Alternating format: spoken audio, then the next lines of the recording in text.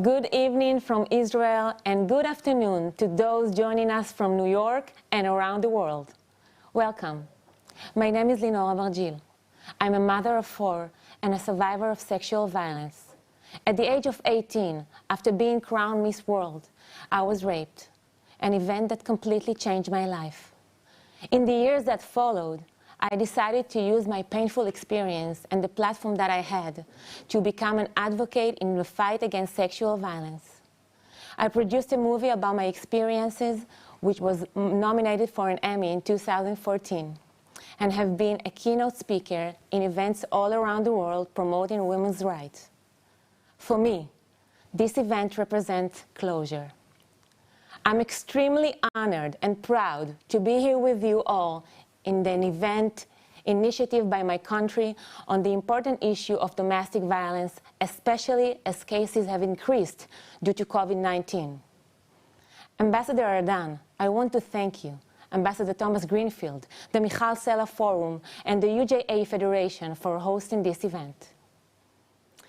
I would now like to introduce His Excellency Gilad Aarden, Israel's ambassador to the United States and the United Nations.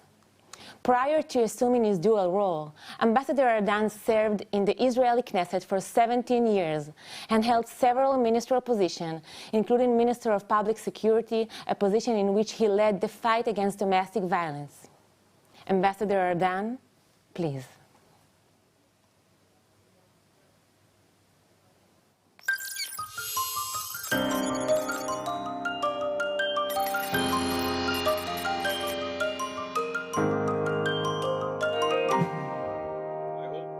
Who have agreed to participate in today's event, and by all of you who have joined us from across the world.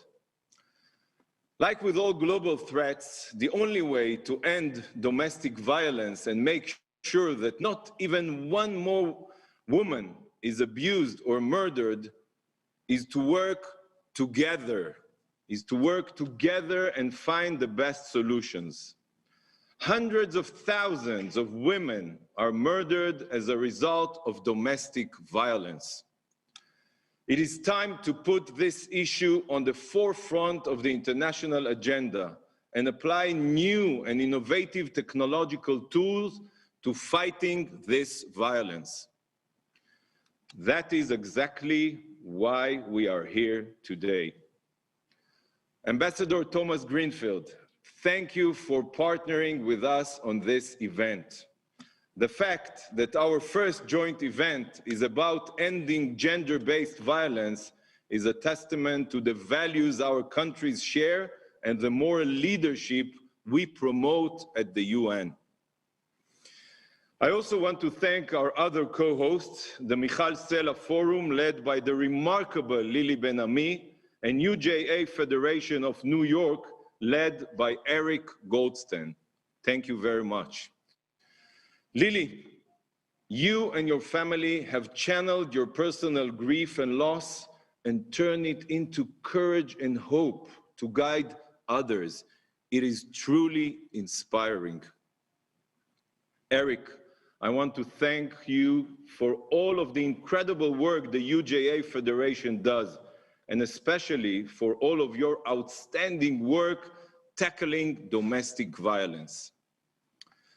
I would also like to thank our distinguished speakers, Asa Regner, Jacqueline Fuller of Google, Ambassador Skug, and Gal Gadot. Thank you. In the days before I moved to New York to begin my term as ambassador, I met with Lili to discuss how I could continue my involvement with the Michal Forum in my new role. Lili founded the forum following the horrific murder of her 32-year-old sister, Michal, by her husband in front of their baby daughter, in order to prevent such tragedies from ever happening again. During my 5 years as Israel's Minister of Public Security, hearing about women murdered or abused by their partners always hit me the hardest. Every single loss of life in such a violent and terrible way is a tragedy. Yet, Michal's story has stayed with me. Behind my desk at the UN hangs a photograph of Michal. It is a daily reminder for me that I must never forget my responsibility to eradicate this inexcusable terror at home. Last May, Lili invited me to participate as a judge in the Michal Sela Safe at Home hackathon. The event brought together almost 2,000 people to find innovative technological solutions to ending domestic violence. In our meeting, Lili and I agreed to bring the important issue of domestic violence to the top of the international agenda and to present the incredible life-saving solutions to the global community. Today's event will do just that. Friends, we need to adopt a new approach and a new equation to eliminating domestic violence. We need to fight this in the same way we fight against COVID-19 and terrorism. Terror at home is terror. We can no longer wait for a life to be ruined or taken before we act. This new approach should consist of three main components. First, we must all recognize that just like terrorism and other forms of violence, this terrible phenomenon does not stop at a country's border. The fight cannot be won by any country until it is won by all countries. It is appalling. It is an absolute outrage that some UN member states have no laws to stop domestic violence or still tolerate honor killings. There is nothing honorable about murder. Nothing. Condemning these and adopting such legislation must become a global standard. If we want to truly bring an end to domestic violence, we must come together and work as one. I hope that today's event is the beginning of that cooperation. Second, we must shift our focus from only dealing with the consequences of domestic violence to preventing it from happening in the first place. It is of course crucial that we continue to care for those affected by domestic violence and provide them with support and assistance, but we must also deal with the root of this problem, the violent perpetrators of these heinous crimes. In order to do that, we need a new holistic approach that brings together all the relevant actors, including law enforcement, education, and social services. Environments that enable such terrible behavior must be disrupted. Murder is murder is murder. It is never justifiable, and we must say so loud and clear, not only with our words, but with our actions as well. We need to change the equation and stop abuse before it even takes place. In cases where it does occur, we must make it so that the violent abuser is the one who lives in fear. Third, it is time to update the methods we use to deal with domestic violence, which have not been modified for decades. While shelters and other existing tools should remain a part of our future efforts, we also need new tools. Leveraging technology must become a key part of that effort. When I served as a minister, I worked with Israel intelligence agencies to develop algorithms to help counter the lone wolf terrorist phenomenon. These tools identified online behavior patterns of terrorists and helped prevent attacks. If combating domestic violence was a priority for UN member states, they would modify and apply these existing technologies to fight against it. They would also use the wiretapping capabilities applied to preventing terrorist attacks, to preventing the next case of terror in the home. In the same way that technology companies track and fight against indecent content, racism, and anti-Semitism online, they should be using their technology to fight against domestic violence.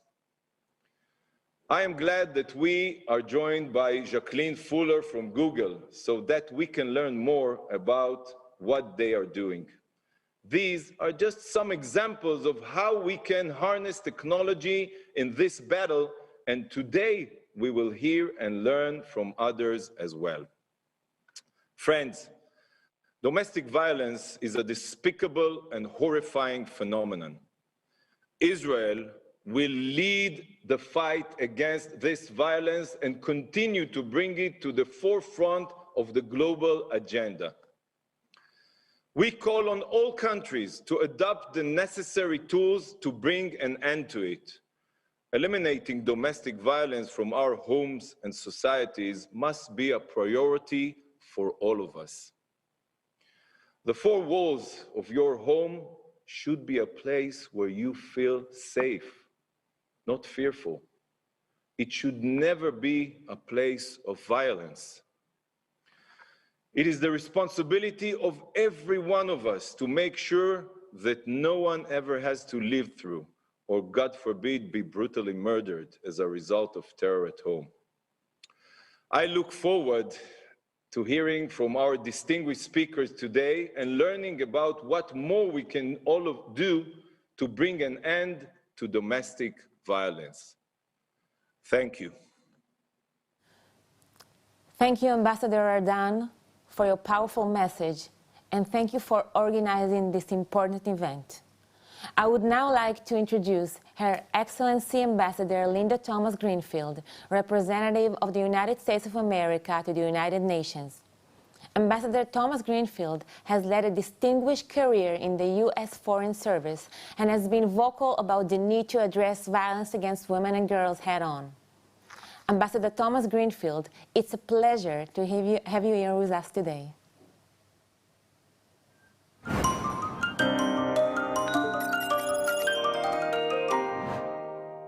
For hosting us today and for giving the United States the opportunity to co-sponsor this important event with you today.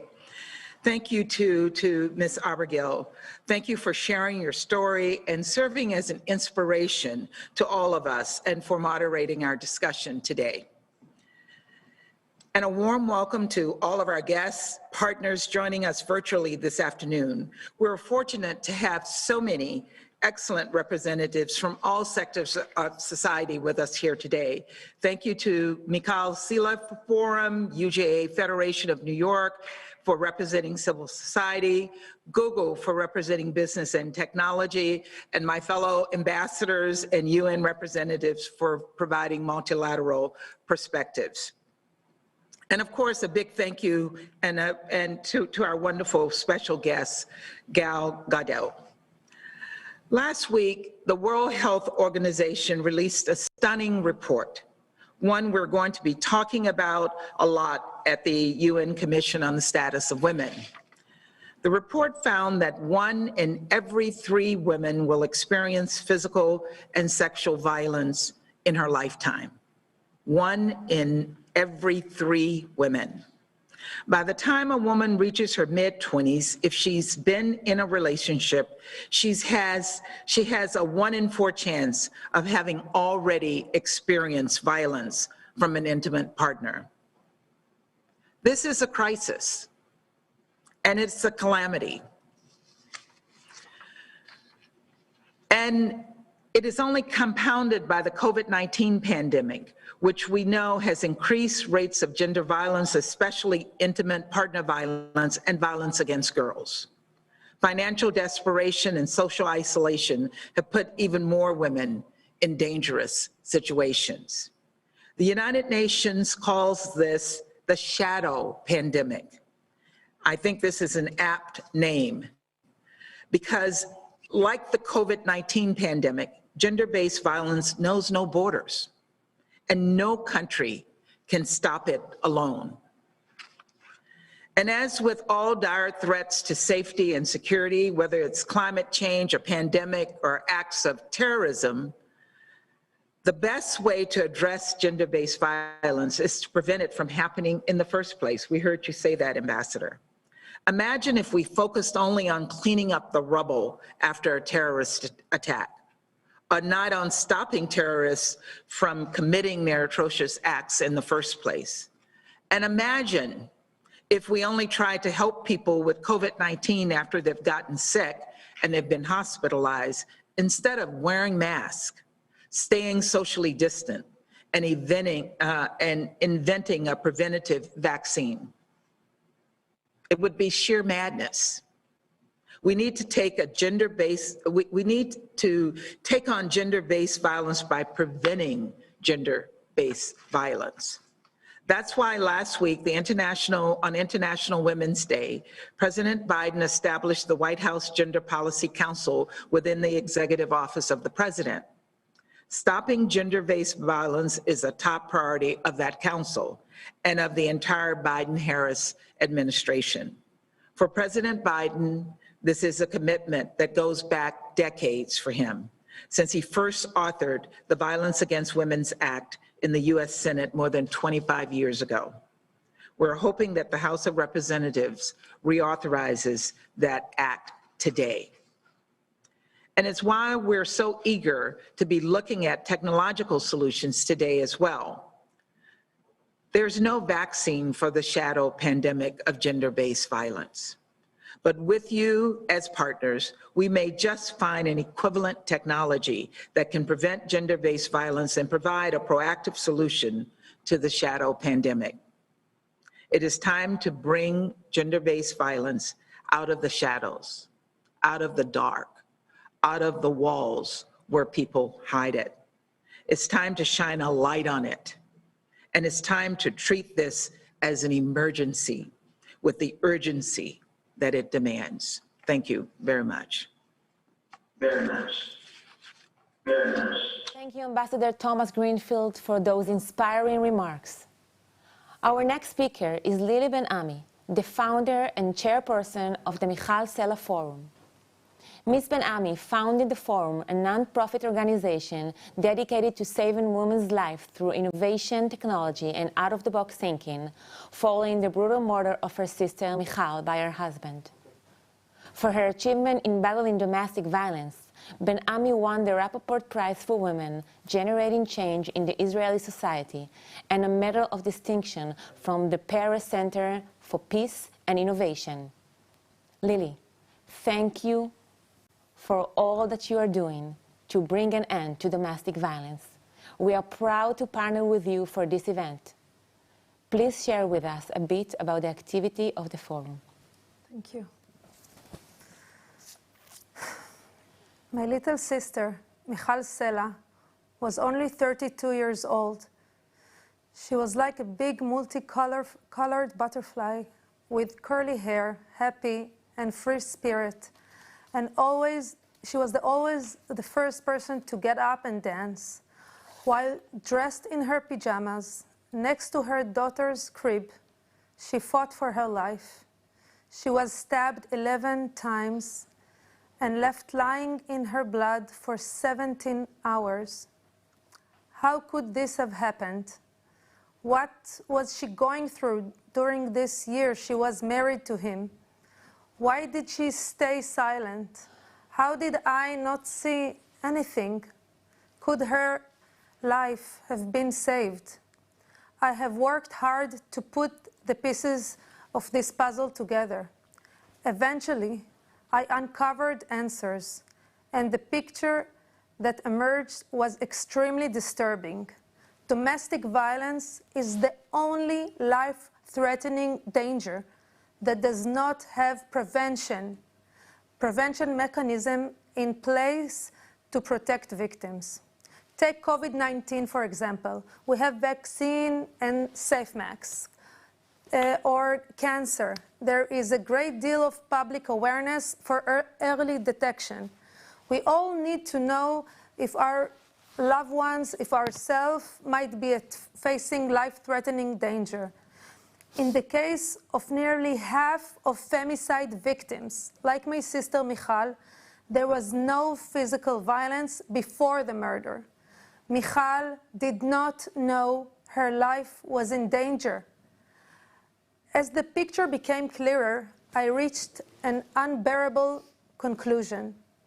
My sister's life could have been saved. Safety of women in their homes is neglected field globally. We face a triple challenge. All the existing solutions are only after a violent attack have taken place. All the existing solutions are used for years without being matched for today technological ecosystem. All the existing solutions leave all the burden on the victim herself. She is the one who needs to report to the police. She needs to go and hide in a shelter or go to a welfare department. For in the past 50 years, the solutions are the same solutions, in-the-box solutions. Meanwhile, technology has been widely successfully used for commercial and security needs to predict human behavior. This is 2021. We need to reboot. We need a revolution. We need a second Me Too revolution of domestic violence. 0 murders per year. In the past year, I have met with President of Israel, government ministers, leading security and technology. I met leading technology experts. I have emphasized them with the huge gap between the impressive technological abilities we have and the insufficient success, or rather failure, in seizing domestic violence. I established the Michal Sela Forum with the vision to utilize innovation and technology for saving women's lives. One of the first people that I met to show him my vision was Ambassador Gilad Erdan, my dear friend today. At the time, he was the Minister of Public Security in Israel. Immediately, he understood what I'm talking about. He understood the challenge and the vision. He said, I'm with you.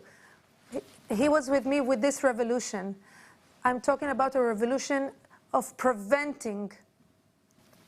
I want to talk to you about the preventing triangle to demonstrate the 3 key elements of preventing domestic violence: perception, innovation, and interdisciplinary intercourse. They all go together hand in hand. The first element is perception. We have invited the international Wonder Woman Gal Gadot to speak tonight. Gal, just like her character, Wonder Woman, she's the iconic strong woman, a symbol for courage, standing up against evil, saving lives. We aim to change the discourse of victimhood associated with violence against women. She is the strong one, and he is the weak. He is the weak who can't control himself. Nations of the world, when you talk about domestic violence, stop using images of the women with the black eye, of the women with Band-Aid on her mouth. In your campaigns against domestic violence, use images of strong and powerful women like Gal, like Michal, because it can happen to any women. It can happen to your sister, to your best friend, to your daughter. It can happen in any home. It happened to me. In your campaign against domestic violence, please talk about solution, talk about prevention and the warning signs. Talk about interventions, about sharing, about saving lives. The second element is innovation. Our goal is to create an ecosystem of innovative technology to save the lives of women held captive by domestic violence. I'm proud and excited to announce today that Michal Sela Forum and Google signed a historic one-of-a-kind collaboration to invest and support new technologies for saving the lives of women. Google is investing $300,000 grant, which will be put toward the Forum technology-based activities this year. I would like to thank Jacqueline Fuller, Google VP, who is here with us today on behalf of Google. I also would like to thank Maya Azaria from Michal Sela Forum and Noah Elephant from Google Israel, who helped to create this unique collaboration, our partnership with Google. This partnership will include their sponsorship on the Michal Sela Forum Annual Hackathon and all our activities through the year. Thank you. Thank you, Lily, for sharing your important message with us today. Thank you. I would now like to introduce Ms. Asa Regner, Assistant Secretary General and Deputy Executive Director for UN Women. Ms. Regner has extensive experience in the area of gender equality and women's empowerment, having held several leadership positions in government, non-governmental organizations, and the United Nations. As Sweden Minister for Children, the Elderly and Gender Equality, one of her focuses was a shift towards prevention of violence against women. Ms. Regner, thank you for being with us today.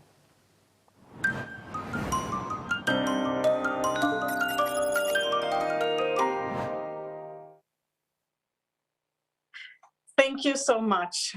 Excellencies, UN ambassadors from the United States and Israel, partners and friends present here today. This is an important discussion on how we can use innovation and new technologies to support prevention and elimination of violence against women and girls. Right now, it is a very critical time to increase efforts on gender equality around the world. As we all know, COVID-19 has set back gains of past decades during this year, and it has deepened inequality. It also increased the risk for violence against women and girls, mostly from men they know or live or lived with, especially at home. Violence against women, and particularly online violence and intimate partner violence, male partners, have dramatically increased during the pandemic. We at the United Nations have labeled the ongoing surge in violence against women and girls as the shadow pandemic, which the US ambassador alluded to, which has revealed the gaps also in our systems around the world to respond to it. Before COVID-19, violence against women and girls has already been taking place in an alarmingly high rates. And again, as the US ambassador mentioned, the UN Women and WHO published the new violence against women prevalence estimates, which affirms that almost 1 in 3 women have been subjected to intimate partner violence or non-partner sexual violence, or both at least once in their life. Especially young women are affected. 16% of women and girls aged 15 to 24 have experienced violence from a man or a boy they know in the past 12 months. So to address the urgency of this situation, the Secretary General called for peace at home in April last year. UN Women and UNDP came out where we did a global COVID-19 gender response tracker, and we saw that some 64% of all gender-sensitive measures that member states took as a response to the crisis as a consequence to the COVID situation, 64% of all of these measures focus on preventing or responding to violence against women. This is a heartening response, and it's a better situation than we've seen before in similar crises to the UN Secretary General's call to action. Around 44% of these measures focus on strengthening helplines, reporting mechanisms, support for women living under these circumstances, the continued functioning or expansion of shelters, police and judicial responses to address impunity in spite of the crisis. UN Women, unfortunately, we could not see a lot of measures in relation to prevention and to address the fact that this is, the crimes are perpetrated by men against women, and we need to use to a much greater extent different measures that we already know of to change behavior in violent men. UN Women played a key role to ensure that gender equality and ending violence against women remain the center of overall UN and government responses. We have also learned a lot during this crisis through significant innovation, through harnessing technology, and we have also strengthened multi-sectoral partnerships. The EU ambassador is here today, and the UN is very happy that we've had the Spotlight Initiative programming together, we still are, which could clearly demonstrate a response across the 5 regions. We also built on partnerships with the private sector and major technology platforms to adapt services to survivors in over 40 countries. We have partnered with tech giants around the world to provide important information about services. And at the global level, we partnered with Women's Shelters Movement to build a global repository of helplines for gender-based violence survivors. In countries where the digital divide is larger, we built on partnership with civil society and faith leaders to increase community outreach on COVID and gender-based violence and the availability of services for women in need. We also know, however, that ending violence against women and girls requires a whole of society approach, often going beyond specific violence against women legislation, although that is very needed. We need to look at what other policies are directly or indirectly increasing gender-based violence. As an example, this past year, not only did we see an alarming increase in domestic violence, but also in cyber violence. In the US, 2 out of every 10 young women aged 18 to 29 have been sexually harassed online. In Europe, the risk of online violence is highest among young women between 18 and 29. We need policies that protect people from violence in all spaces, virtual and otherwise, and this is where we have to work closely together, including with tech companies, to find solutions that both sustain freedoms of association and speech, but also which protect from harmful cyberbullying and harassment. UNODC estimates that 137 women are killed by a family member every day. The actual numbers may be higher, in particularly in the past year.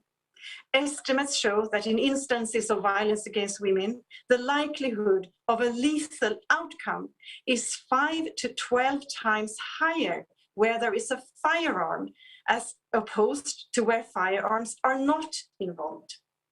Access to such weapons intersect directly with and impacts the form and intensity of women's experience of gendered violence. While arms policies do not seem gendered in nature, they are, and thus must be addressed from a gendered lens and with women and women's experiences, including in the decision-making. The Secretary General has highlighted that ownership and use of arms are closely linked to specific expressions of masculinity related to control, power, domination, and strength. And we know that policies on small arms have a direct impact on women and girls and intimate partner violence. To address all of these issues, UN Women continue strengthening multilateralism and unique multi-stakeholders platforms, such as the Generation Equality Forum and its action coalitions to accelerate progress in gender equality through game-changing, catalytic, and transformative actions in the next 5 years. There is a dedicated action coalition on violence against women and gender-based violence, but the other 5 action coalitions will also be very important. The one on innovation and technology, for example, will be key for the action coalitions to advance gender equality. On gender-based violence, we need to harness digital innovation to fight domestic violence and shape technology as a force for good. These new solutions must be developed together with women and women's organizations, with particular attention to women's safety and privacy, so that the tools avoid harm, that they mitigate risks and are usable by women in the most vulnerable situations. It is equally important that such interventions are part of a broader gender-based violence comprehensive strategy. I take this opportunity to thank you for having me here today, and we look forward to engaging on generation equality and the action coalitions. Thank you so much. Thank you, Ms. Regner. As Ambassador Ardan mentioned earlier, in May 2020, the Michal Sela Forum held the first hackathon for developing technological solutions to prevent domestic violence with over 1,800 participants. 10 initiatives were chosen to be a part of the Michal Sela Accelerator, which is intended to build an ecosystem of companies that will save the lives of women trapped by violence. We will now learn about 2 of these incredible initiatives. The first is Aware, a hidden mobile application preventing domestic violence by detecting abnormal behavior and suspicious use of the phone. The second is Hear Me, a life-saving system designed to help municipal authorities combat domestic violence by enabling citizens to anonymously report distress indicating noises.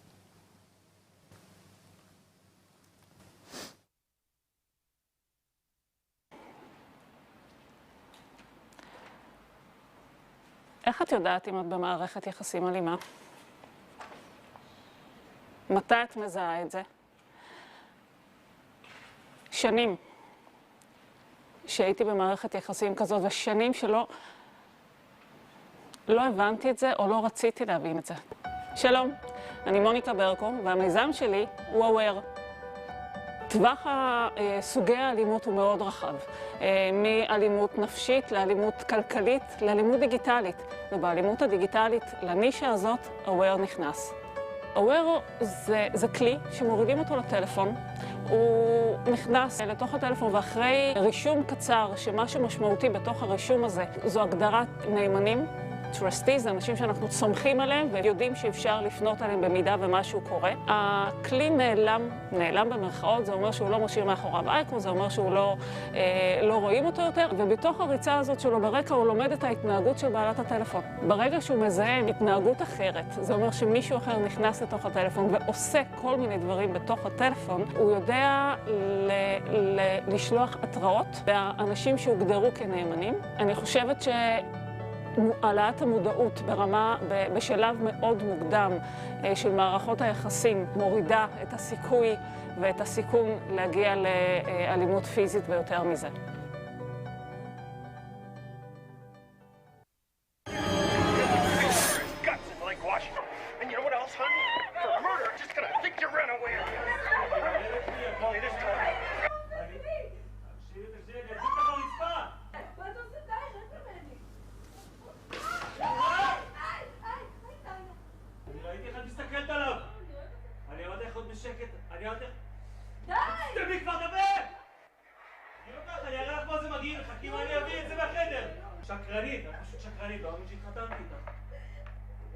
Shake off the apathy.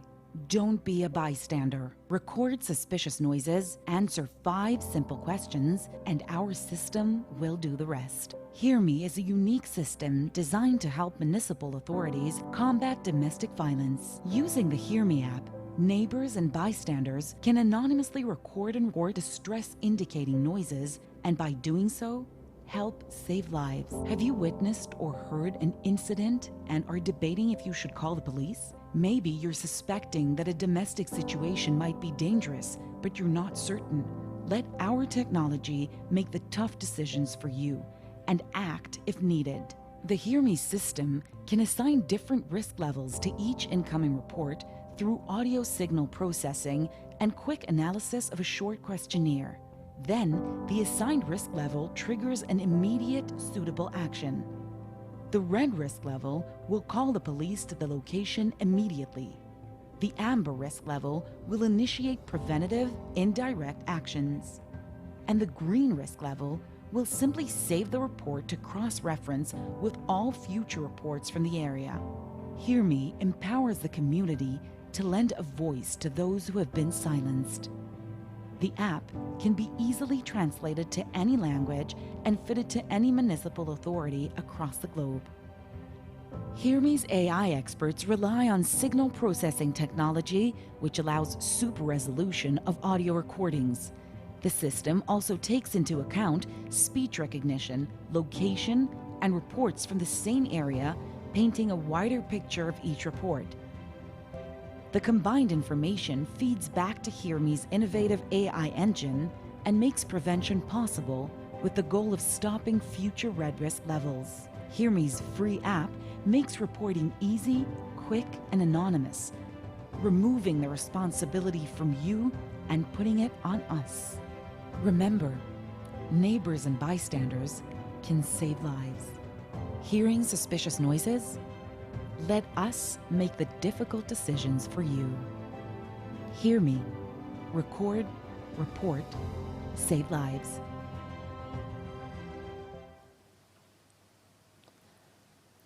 As we just saw, technology can play a major part in bringing an end to the terrible realities of domestic violence.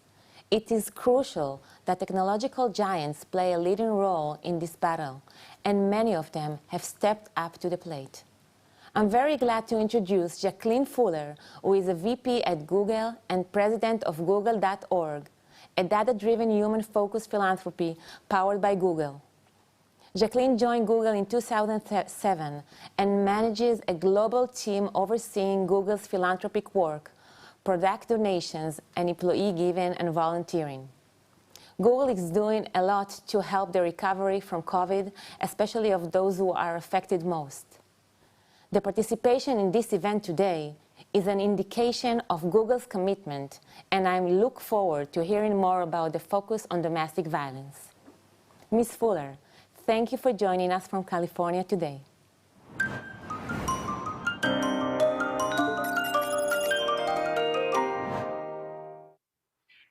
It's a real honor to be here in the company of Ambassador Gilad Erdan, Ambassador Thomas Greenfield, Ambassador Skoog, and Lily Ben-Ami, and all of our other esteemed participants.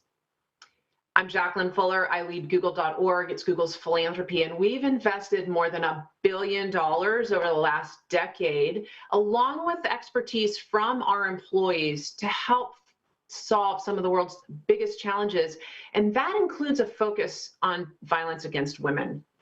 Now, as we have heard, this COVID crisis has led to so much loss of lives, loss of jobs, of schooling, but women and girls have really shouldered a unique burden. Women are twice as likely to have lost their jobs during the pandemic, and as many as 20 million girls around the world may not return to school. And as we have heard from some of the other speakers, 1 in 3 women worldwide are experiencing physical or sexual violence. This is disproportionately affecting women who are living in lower income communities, and this has worsened during the COVID crisis. So while these numbers are disheartening, this is a moment. It's a moment for all of us to seize this awareness and renew our commitment to greater gender equity across the world. And this is for governments, this is for individuals, for nonprofits, and for companies, including tech companies, to step forward. Some of the ways that we're thinking about this at Google is using our products to ensure that we're helping keep people safer across Google and YouTube. During the pandemic, for example, we've been working on helping to get people the information they need to keep their families safe and healthy. As public health experts are ramping up vaccination, for example, led by the example of Israel, we're finding more ways through our products and our technology. For example, since COVID hit, we've been working with UN Women, providing free ads and Google volunteers to help victims of domestic violence to find local help. And the UN Women campaign, for example, has served over 12 million public service announcements across more than 220 countries to date. And over half of these searches are from low-income countries. We really appreciate the partnership of UN Women there. And in Israel specifically, where we have more than 1,500 Googlers working on products from search to Waze, the team is supporting efforts to advance gender equity. Let me just highlight 3 in particular, focused on domestic violence in Israel, where we have contributed $1 million to nonprofits who are working on the front lines. The first is connecting survivors to aid when they need it. We know that many people first turn to a Google search when they need help. So we've provided the Israeli government with free Google ad grants and support from our Googlers to help raise awareness and support victims in recognizing abuse, and to also help surface ways that they can get help. A second way that we're helping is by making sure that survivors have the financial means that they need to leave violent relationships. Last year, we supported the Rashi Foundation, an Israeli nonprofit, to work with the government to launch a digital skills and employment program. And this is helping survivors of domestic violence to get jobs in the growing and stable digital economy. And finally, we are helping to promote technology-based solutions that help to prevent violence. As Lily has shared earlier, today we're announcing a new partnership with her team at the Michael Sela Forum with a $300,000 grant and a year-long partnership. We're going to have survivors taking part in developing technology initiatives that will bring innovation in the fight against domestic violence. We have learned over the years at Google.org that the best solutions often come from those who are closest to the issues. So it's really important that we are working alongside the Forum's initiative to pair survivors with technology experts, and then together to build the products that are going to have the biggest impact. Products like apps that help identify signals of abusive behavior, or help victims to document their experiences, or to provide survivors with economic independence. So these efforts are only the beginning. We know we need to do so much more, and this work has to happen globally. So earlier this month, we launched a $25 million open call around the world called the Google.org Impact Challenge for Women and Girls. And this is for nonprofits, social enterprises across the globe who are working to advance the cause of economic prosperity and safety for women and girls. So if you are a nonprofit or social enterprise working in this area of gender equity, we would love to hear from you. You can go to g.co/Women and Girls Challenge to apply. It's going to take all of us. It's going to take women, domestic violence survivors.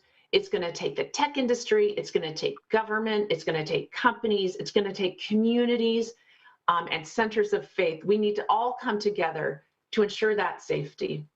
And Google looks forward to working with governments and nonprofits, leaders across all of these sectors to help recover from this pandemic in a way that's equitable for all. Thank you so much for your work on this important issue, and thanks for having me today. Thank you, Ms. Fuller. We will now learn about 2 more of the initiatives that are a part of Michal Sela Accelerator, and we hope that after today will be used to save more lives around the world. The first is Safe Talk, a virtual consultant which, by asking the user a few simple questions, diagnoses whether there is a potential risk and, if so, alerts the user and connects them to professional help for guidance. The second is Stay Tuned, which detects and prevents violent situations in real time using voice recognition and audio analysis. The platform alerts predefined contexts and relevant authorities with an untraceable location-based report.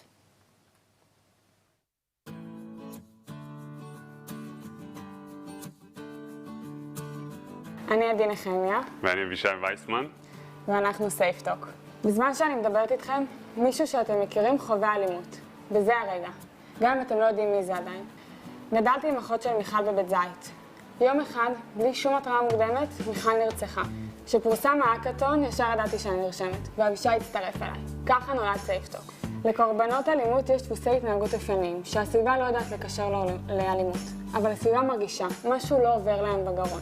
סייפטוק מזהה את הסימנים ומתריע במקרה של סכנה פוטנציאל. פיתחנו תוכנה שואל אתכם כמה שאלות בצורה פשוטה, כמו שיחת וואטסאפ, מנתח את התשובות שלכם ומתריע אם קיימת סכנה.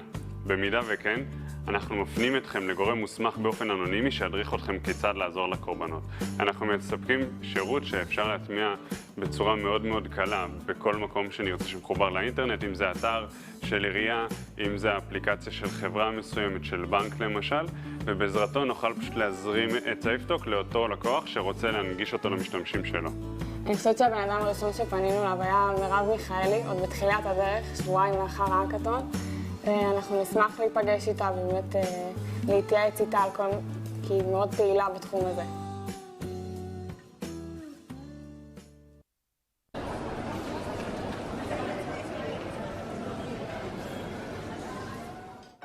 אני נדב.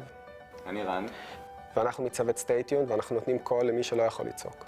יש מקרים שבאמת יותר נחרטים לך בזיכרון, בגלל שהם לא יושבים בדיוק על הסטריאוטיפ שיש לך בראש. אני ראיתי את התוכנית עם לילי בעובדה, ומאוד התפעלתי מהיכולת שלה, מהרצון שלה לקחת את המקום של הכאב הפרטי הזה, והחלטתי שאני רוצה לקחת חלק בזה. המוצר שלנו מורכב מכמה דברים. במהות שלו יש אפליקציה נסתרת, שמטרתה היא בסופו של דבר לספק הגנה למתלוננת. יש אפליקציה נסתרת על הטלפון, נסתרת זה באיזושהי צורה מוכמנת, אם זה מוכמנת בתוך מחשבון, לצורך העניין עם איזשהו קוד, או בכלל היא נמצאת ברקע כל הזמן ואף אחד לא יכול לראות שהיא שמה. התוקף, גם אם הוא מחטט בטלפון, הוא לא ימצא כלום. כמו שנדב ציין, באמת 83% היום מהמקרים באלימות במשפחה נסגרים עקב חוסר בראיות. אנחנו באים לפתור את זה בכך ששומרים את כל ההקלטות האלה שישמשו כראיות ביום שאחרי. זה יכול להיות מוזר שעומדים פה שני גברים, ובאים לפתור בעיה היא שבעיקר העולם הנשי יותר חי אותה מאשר העולם הגברי. אבל דווקא בגלל זה אני חושב שיש לנו מחויבות בתור אנשים שבאים אולי מהצד השני, לבוא ולעזור לאוכלוסיות שהן יותר מוחלשות, ואני רואה את זה בתור שליחות.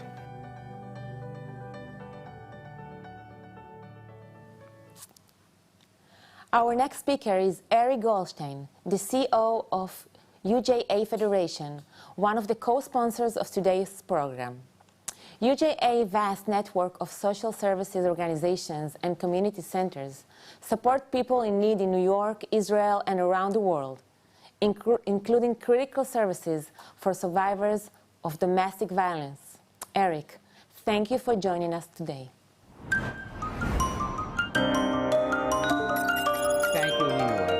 On behalf of WUJA Federation, it's our honor to partner on today's event. First, I want to thank Ambassador Airdan and Ambassador Thomas Greenfield for creating a forum for this critically important conversation. I also want to applaud Lili Ben-Ami for her passionate devotion to this work, honoring her sister Michal's memory by helping other women avoid a similar tragic fate. WUJA is honored that Lili is a distinguished graduate of our signature CoLab initiative in Israel, which brings together leaders from diverse sectors of Israeli society to break down barriers and collaborate to find solutions to shared societal challenges. And as you heard, this is precisely what Lily has done. During her CoLab fellowship, she worked to harness the power of technology to help victims of domestic violence. And with funding from WUJA, she executed the mapping that we heard about earlier. WUJA is proud to invest in social innovation in Israel, enabling the development of tools that can be replicated in New York and around the world. We're here today under the auspices of the United Nations to learn about Lily's work and the work of these incredible technology leaders, because we know domestic violence is an issue that transcends all borders. It touches people of every nationality, ethnicity, and economic background. We're here to lay bare what is often hidden and to create a path forward for people who feel they have no way out. Here in New York, WUJA's nonprofit network has long offered critical support to domestic violence survivors, from emotional counseling and support groups, to legal assistance, to safe housing, to employment support, whatever is needed to help ensure the safety of survivors and help them rebuild their lives. Our nonprofit partners are especially attuned to meeting the needs of distinct communities with cultural sensitivity, a key component to successful treatment. Within the Jewish community, our partners operate on local levels. For example, serving the Haredi, ultra-Orthodox Jewish community with understanding of both unique lifestyle and deep stigma attached with seeking help. While WUJA has always supported this work, we also know that the pandemic and the months of lockdown created a dangerous situation for women who found themselves trapped with their abusers, with no reprieve.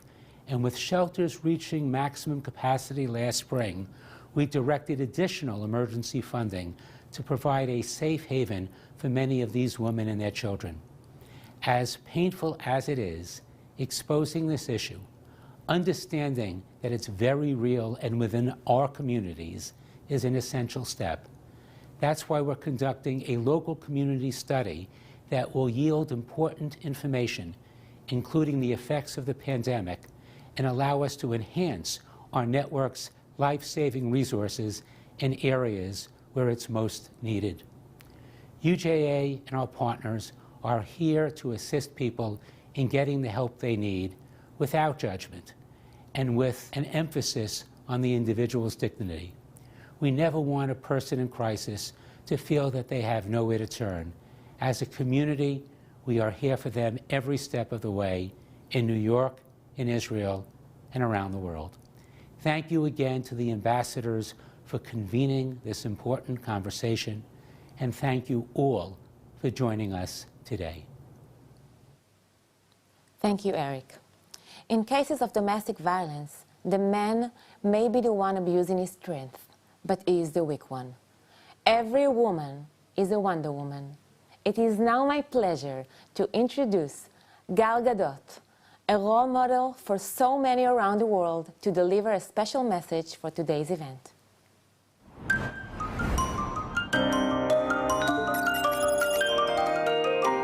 Thank you, Ambassador Gilad Erdan and the Michal Sela Forum for inviting me to speak today and bringing light to this crucial issue. This had been a tough and challenging year for everyone.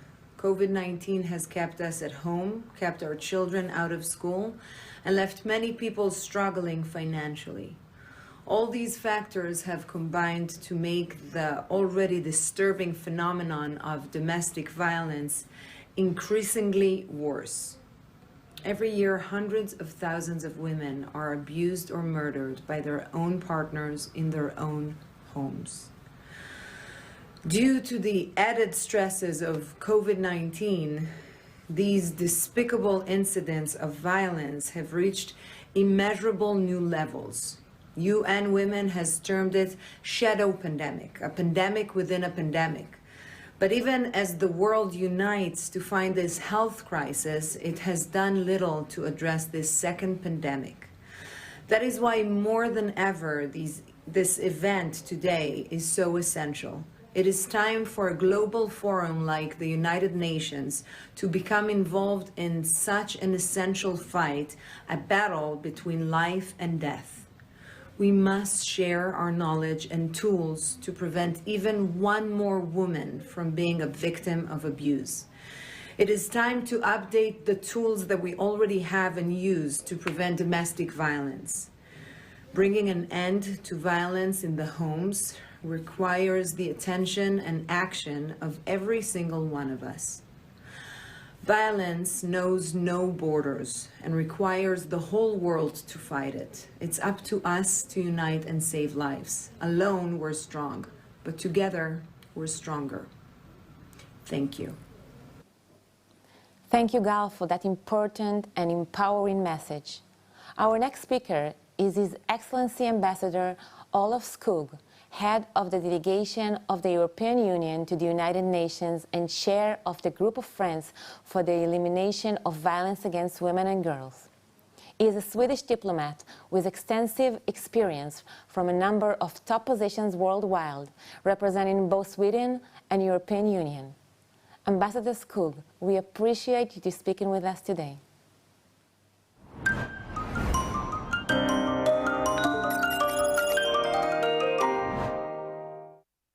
Thank you very much. The pleasure is absolutely mine. I want to thank Ambassador Erdan and Ambassador Thomas Greenfield for getting us together. Thank you for the sponsors of this event. And I want to address a very special word of appreciation to Lili for taking action, which is not what everybody does, as we've heard today. And thank you to all others who have presented some very interesting solutions and methodology today.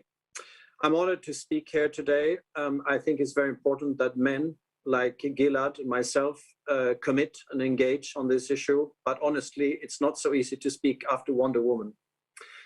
I agree very much with Ambassador Erdan. He spoke about the need to do much better in terms of international cooperation, in prevention, and also to look at methodologies to improve our action. Gender-based violence is one of the most pervasive and abhorrent violations of human rights. It impacts all countries, as has been said today. There is no immunity anywhere. No country, no continent is safe. About 50 women lose their lives to domestic violence every week in the European Union alone. And this has increased during the lockdown during the pandemic. The restrictions have also made it harder for survivors to get help. At the same time, greater internet use has increased online gender-based violence and the online abuse of children, especially girls. Technology can be a threat, but it can also be part of the solution, as we've heard today. There's some very inspiring examples of how technology can come to the rescue of survivors. Indeed, confidential reporting, personalized counseling, and applications that connect survivors to the resources they need have proven to be life-saving for thousands of women and girls during the restrictions imposed by the pandemic.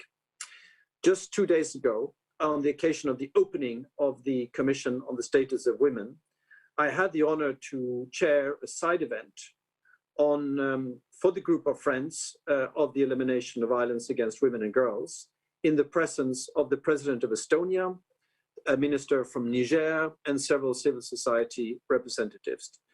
The President of Estonia, and you know that Estonia is one of the most internet-friendly and most advanced countries in the world, she highlighted how the availability of online public services in Estonia allowed women and girls at risk of violence and survivors to continue to have safe access to counseling and internet services and health bookings, etc.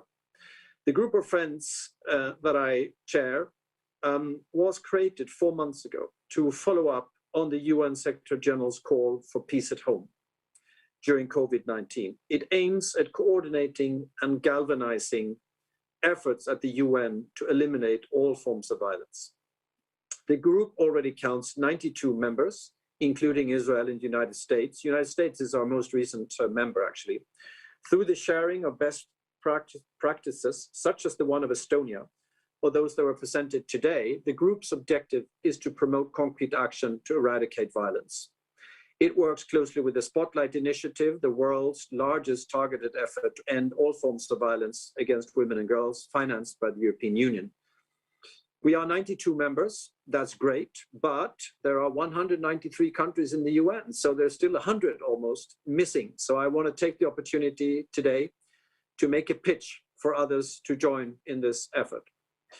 In order to leverage technology, there is an urgent need to bridge the gender digital divide and ensure that all women and girls have direct access to information and communication technologies. This is not, I think, a problem in Israel, in Sweden, or in California, but let's remember that half of the world's population do not have access to the internet. One of the priorities of our group in the months to come will be to focus on exactly that.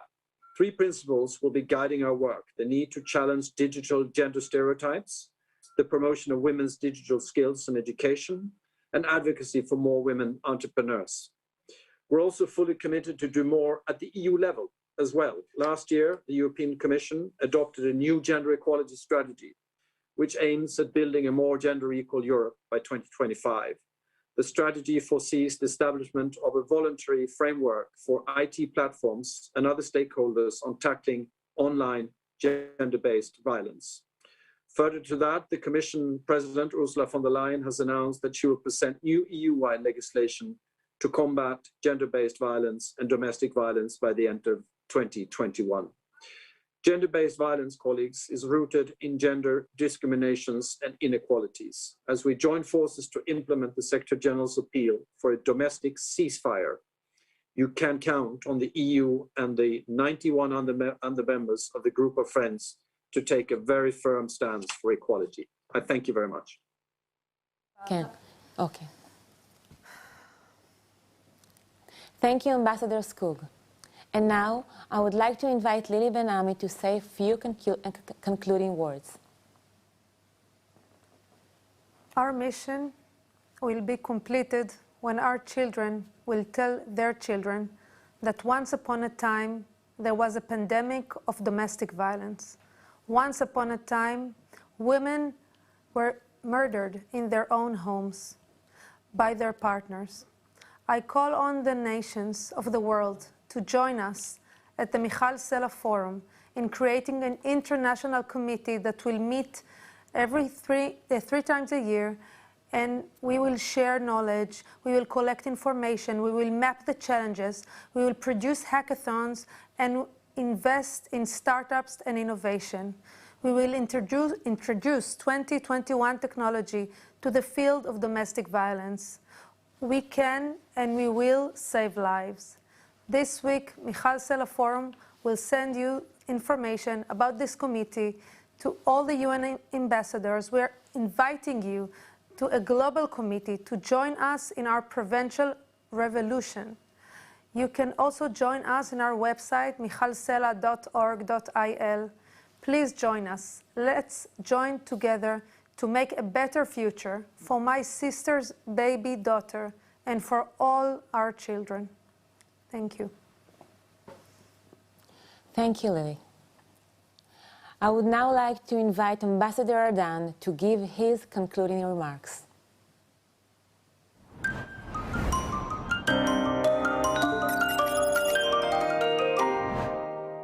Thomas Greenfield, Asa Regner, Jacqueline Fuller, Lili Ben-Ami, Eric Goldstein, Gal Gadot, and Ambassador Skug for your powerful message today. And thank you to the Moise Safra Center for hosting this event. I want to congratulate Google for partnering with the Michal Sela Forum on the Tech Empowerment Program.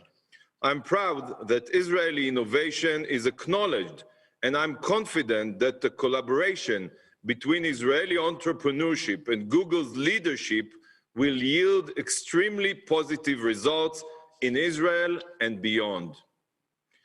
I hope that others will follow Google's lead and we will see more initiatives like this. Domestic violence is a shocking phenomenon that is sometimes hard to detect.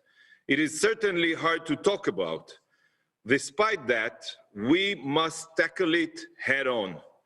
Today's speakers and presentations have shown us how we can all take action to bring an end to terror at home. It is my hope that this event is only the beginning of a wider international collaboration.